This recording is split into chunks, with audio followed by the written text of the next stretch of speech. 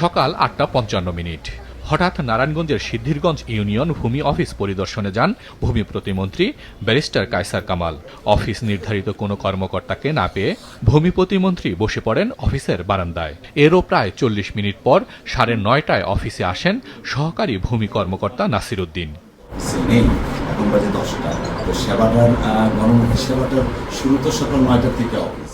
কেন দেরি হলো এমন প্রশ্নের জবাবে সহকারী ভূমি কর্মকর্তা নাসির উদ্দিন জানান, গতকাল গভীর রাত পর্যন্ত কাজ করেছেন তিনি, তাই সকালে আসতে আধা ঘন্টা দেরি হয়েছে। এ সময় উপস্থিত সেবা গ্রহীতারা বিভিন্ন অভিযোগ জানান প্রতিমন্ত্রীর কাছে।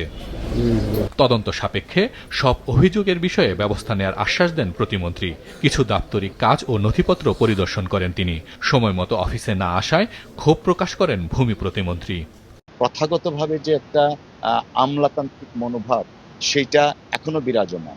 প্রজাতন্ত্রের কর্মকর্তা বা কর্মচারী হিসাবে জনগণের সাথে যে সম্পৃক্ততা, ইন্টারাকশনটা, সেটা হয়ে উঠছে না। তো সেই বিষয়টা আমরা অ্যাড্রেস করব।